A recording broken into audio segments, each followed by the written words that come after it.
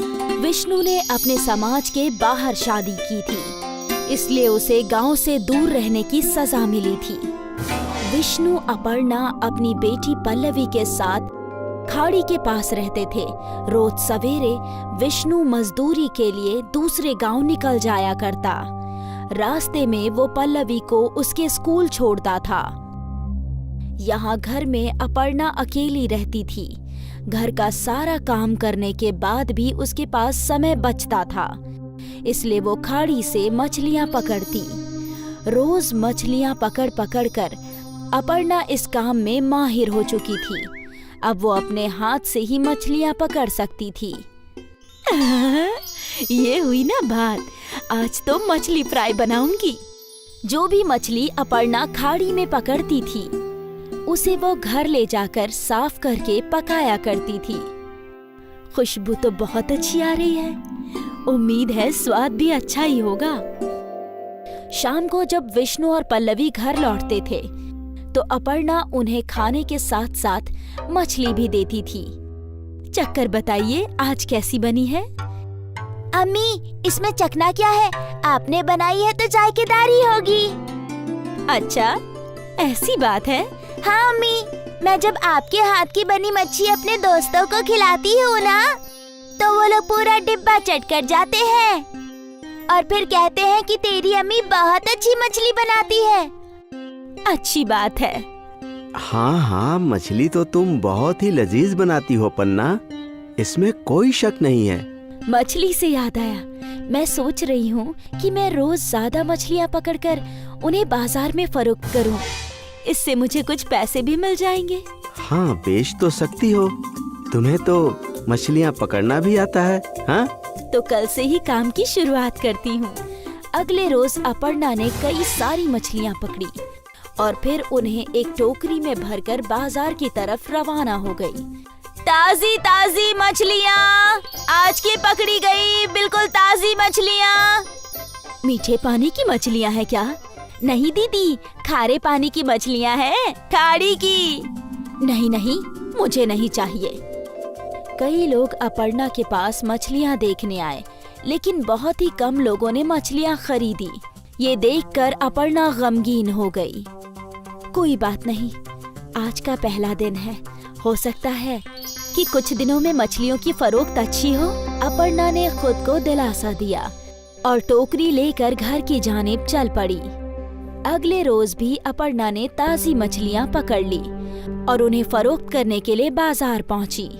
मछलियाँ ले लो, ताजी ताजी मछलियाँ।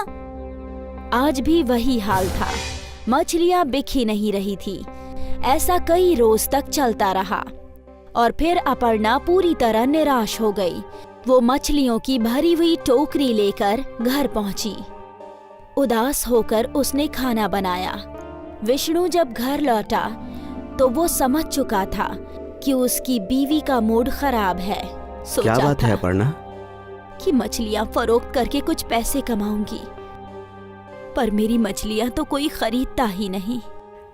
अरे, मछलियों की बजाय अगर तुम अपना मछली भात बेचती तो सब खरीदते। आप भी ना मेरा मजाक उड़ा रहे हैं। अरे नहीं नहीं, मैं तुम्हारा मजाक क्यों उड़ाऊंगा, मैं तो हकीकत बता रहा हूँ। तुम जायकेदार मछली भात बनाती हो और मछलियाँ खुद ही पकड़ती हो, तो तुम कीमत भी कम रख सकती हो। एक बार सोच कर देखो। विष्णु ये बात बोलकर घर के बाहर चला गया और अपर्णा इस बात के बारे में सोचने लगी। सभी लोग मेरी मछली भात की तारीफ करते हैं, तो मैं एक बार कोशिश करके देख ही सकती हूँ। मुझे तो वैसे भी पैसे ही कमाने हैं, मछली से कमाऊं या फिर मछली भात से, क्या फर्क पड़ता है। अब अपर्णा के चेहरे पर मुस्कान आ गई और वो एक और कोशिश करने के लिए तैयार थी। अगले दिन अपर्णा ने ताजी मछलियाँ पकड़ ली और फिर उन मछलियों को पकाया। जब सब कुछ तैयार हो गया तो अपर्णा ने एक डिब्बे में मछली और दूसरे डिब्बे में भात भर लिया और वो झोला लेकर घर से बाहर निकल गई। अपर्णा बाजार पहुंची। मछली भात, बस 25 रुपए में मछली भात। मछली भात सुनते ही खरीदार खींचे चले आए। ताजा मछली है ना? हाँ, आज सुबह ही पकाई है। ठीक है, मुझे 1 प्लेट दे दो। अपर्णा ने उस आदमी को 1 प्लेट मछली भात दे दी। वो आदमी वहीं खड़े रहकर खाने लगा।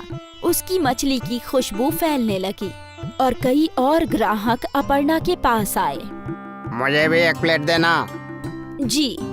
जैसे जैसे ग्राहक आते जा रहे थे, अपर्णा सभी को मछली भात देती जा रही थी। वो खुश थी।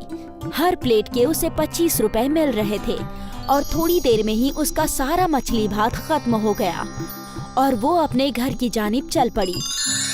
शाम को जब विष्णु घर आया तो अपर्णा ने विष्णु के सामने जलेबी रख दी। जलेबी? अरे ये किस खुशी में? आप खाइए तो बताती हूँ। वो लोग जलेबी खा रहे थे और अपर्णा ने उन लोगों को आज का किस्सा सुनाया। मैं कहता था ना कि तुम्हारा मछली भात बहुत बिकेगा। अब लाओ, मुझे भी मछली भात खिलाओ। अरे रे, वो तो सारा खत्म हो गया। क्या? और उस रोज से अपर्णा की मछली भात का कारोबार चल पड़ा। लोग इंतजार करते थे कि कब अपर्णा बाजार आएगी। अरे वो देखो, मछली भात वाली आ गई। उसके आते ही उसके आसपास भीड़ जमा हो जाया करती। अपने कमाए हुए पैसों से अपर्णा ने घर की मरम्मत करवाई। विष्णु भी अपर्णा का हाथ बटाने लगा मछली भात बनाकर बेचने में। विष्णु ने मजदूरी करनी छोड़ दी। मियाँ बीवी मिलकर मछली भात बेचने लगे। बाजार में उनकी दुकान भी खुल गई थी। मछली भात का कारोबार चल पड़ा और थोड़ी ही दिनों में पूरे गांव में अपर्णा मछली भात वाली मशहूर हो गई। उसका पूरा परिवार इसी काम में उसका हाथ बटाने लगा। एक समय की बात है, दक्षिण भारत के एक छोटे से गांव में सरस्वती अपने बेटे चिन्मय के साथ रहती थी। सरस्वती के शौहर का 10 साल पहले इंतकाल हो गया था। तब से सरस्वती गांव में छोटे मोटे काम करके अपना और अपने बेटे का गुजारा करती थी। अब चिन्मय लगभग 15 साल का हो गया था। अम्मा, मैंने एक काम ढूंढ लिया है। कैसा काम? लकड़ियाँ काटने का काम। पर बेटे, उसके लिए तो तुमको जंगल जाना पड़ेगा। हाँ माँ। जंगल में जंगली जानवर भी होते हैं बेटे। अगर तुम्हें कुछ हो गया तो मेरा क्या होगा? अम्मा, ऐसा कुछ नहीं होगा, आप फिक्र मत कीजिए। मेरे साथ और भी लोग जंगल जाने वाले हैं। और ये देखो, मेरे पास कितनी बड़ी कुल्हाड़ी है। कोई जंगली जानवर मेरे पास भी नहीं आ पाएगा।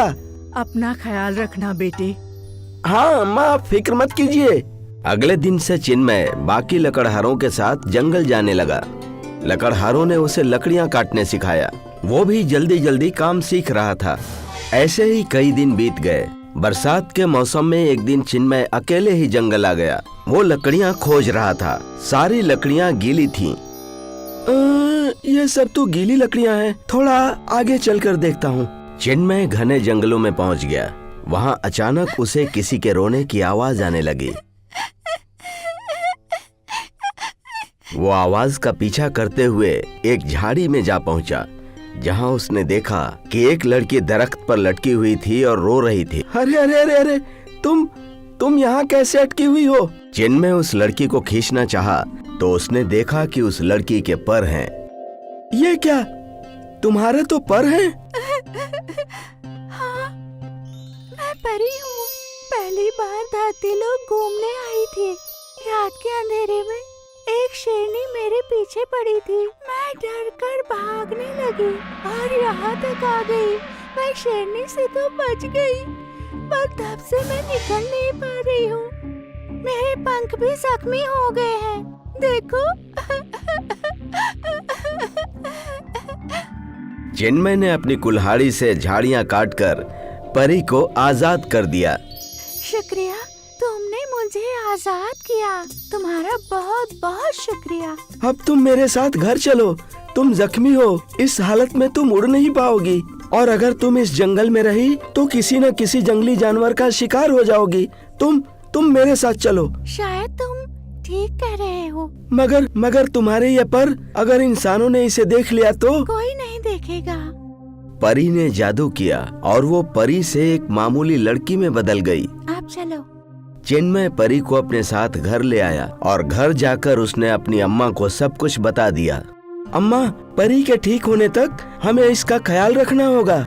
हाँ बेटे, हकीम के पास जाकर मरहम ले आ। नहीं नहीं, मरहम की जरूरत नहीं है।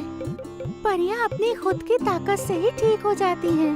बस हमें खाना और आराम की जरूरत होती है अम्मा। ठीक है बेटा, तुम आराम करो, मैं सबके खाने का इंतजाम करती हूँ। परी वहीं लेट गई और चिन्मय और सरस्वती घर के बाहर आ गए। परी हमारी मेहमान है, हमें उसे लजीज खाना खिलाना चाहिए। हाँ अम्मा।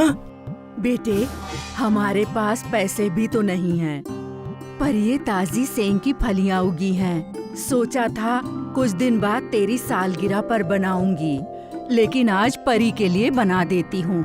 हाँ अम्मा, अब जैसे आपको ठीक लगे। इन दोनों की सारी बातें परी ने सुन ली और उनके वहाँ से जाने के बाद परी ने सेंग के फलियों के दरख्त पर जादू किया। सरस्वती ने सेंग के फलियों से लजीज सांभर बनाया और चावल के साथ परी को खाने के लिए दिया। बहुत लजीज है। हाँ, ये सेंग की फलियां मैंने खुद उगाई हैं। मैं जानती हूँ अम्मा। परी ने खाना खाया और उसकी ताकत बढ़ गई। फिर उसने खुद ही अपने घावों को पूरी तरह भर दिया। अब मैं बिल्कुल ठीक हूँ और परी लोग लौट सकती हूँ अम्मा। आप दोनों ने मेरी बहुत मदद की है, शुक्रिया। ये हमारा उसूल है बेटा।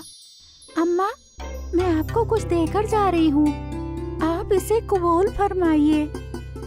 आपकी सेंग के फलियों के पेड़ करिश्माई बन चुके हैं। आप जितनी बार इन सेंग की फलियों को निकालेंगी, ये उतने बार उगेंगे। अब जितनी मर्जी उतना सांभर बनाकर खाइए। शुक्रिया चिन्मय, तुम बहुत अच्छे हो। परी उड़कर वहाँ से चली गई। सरस्वती और चिन्मय बाहर आए और उन्होंने कुछ सेंग की फलियां तोड़ ली और वापस वहाँ नई फली उगाई। यह देखकर दोनों बहुत खुश हुए। अब तो हम जब मर्जी सांभर बना सकते हैं चिन्मय। अम्मा, सांभर बनाकर बेच भी सकते हैं। हाँ। चिन्मय और सरस्वती ने ढेर सारी सेंग की फलियां तोड़ ली और उन फलियों से ढेर सारा सांभर बनाया और साथ में चावल भी पकाए। मैं ये सांभर चावल बेच कर आता हूँ अम्मा।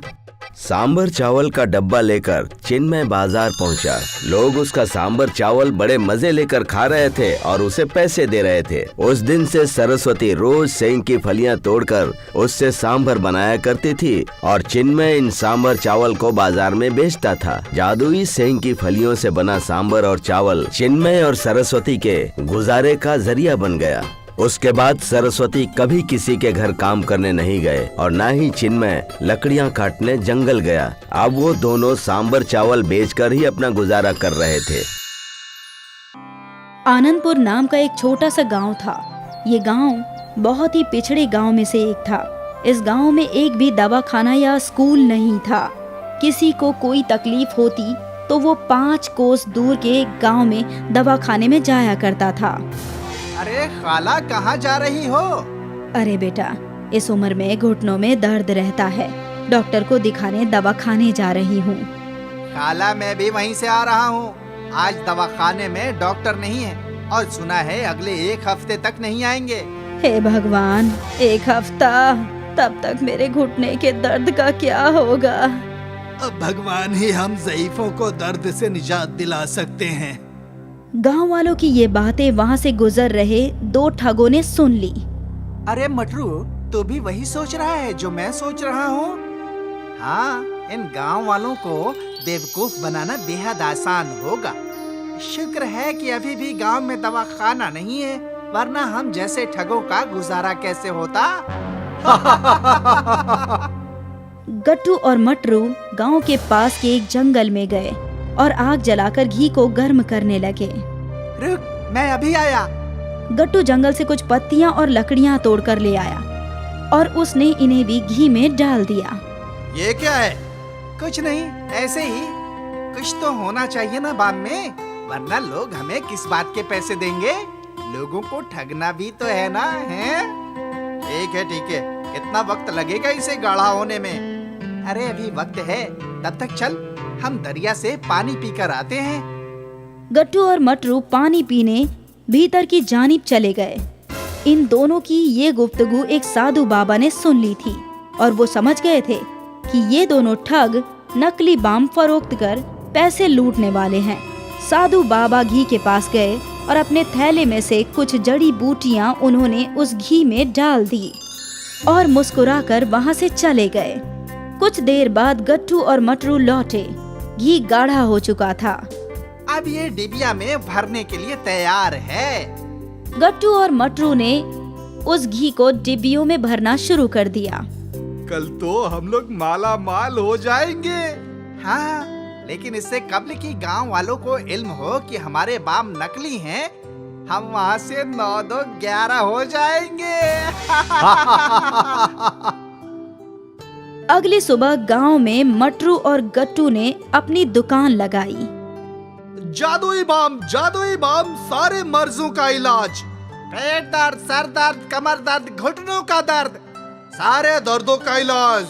जादुई बाम, आओ आओ आओ, आ जाओ भाइयों। अरे भाईजान, मुझे एक बाम देना। मुझे भी। अरे मुझे भी। एक बाम 50 रुपये। जल्दी जल्दी जादुई बाम खरीदो। ये बाम आपके सारे दर्द दूर कर देगा।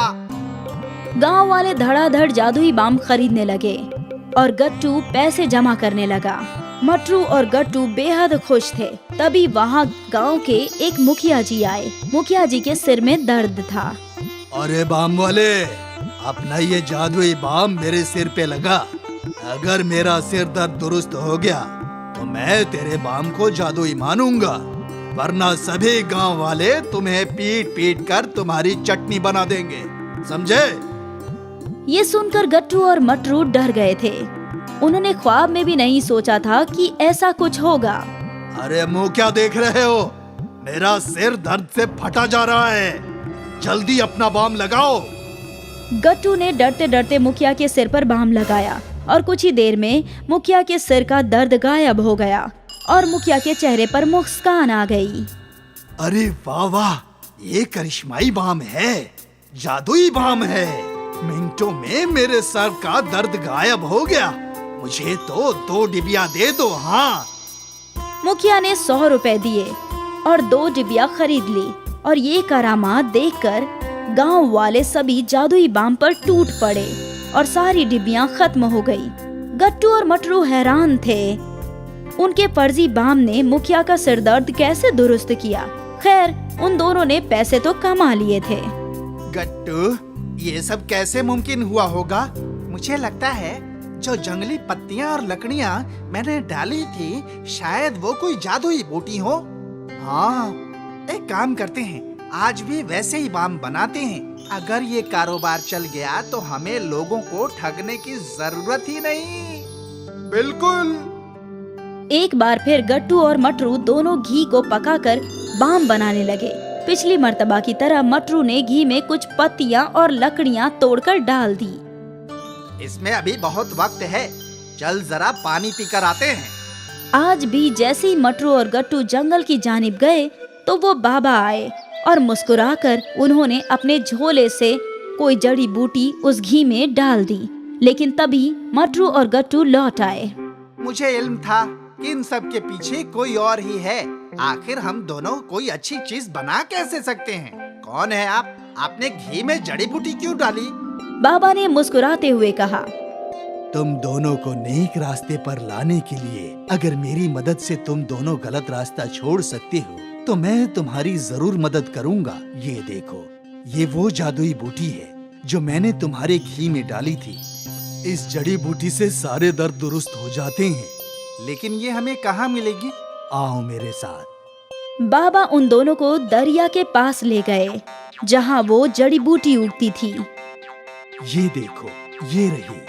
मुझे अभी भी समझ में नहीं आ रहा है कि आपने हमारी मदद क्यों की।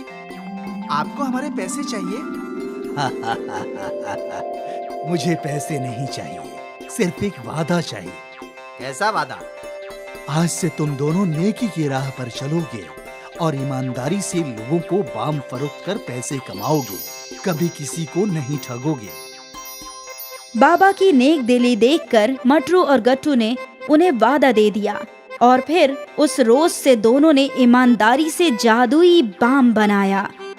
और गांव वालों को फरोख्त किया। वो एक गांव से दूसरे गांव जाकर जादुई बाम फरोख्त करने लगे। जादुई बाम सारे मर्जों का इलाज, पेट दर्द, सर दर्द, कमर दर्द, घुटनों का दर्द, सारे दर्दों का इलाज जादुई बाम। आओ आओ आओ। अरे हमें भी एक बाम दे दो। मुझे भी एक बाम दे दो बेटा, मेरे घुटने जवाब दे रहे हैं। मटरू ने उस ज़ईफ खातून को घुटनों पर बाम लगाया और पल भर में उनका दर्द गायब हो गया। अरे ये तो जादू है, खुश रहो बेटा, बहुत खुश रहो। चारों सिमत मटरू और गट्टू के जादुई बाम का बोलबाला था। लोगों के दर्द ठीक हो रहे थे। लोग मटरू और गट्टू को दुआएं दे रहे थे और मटरू और गट्टू ईमानदारी से पैसे कमा रहे थे।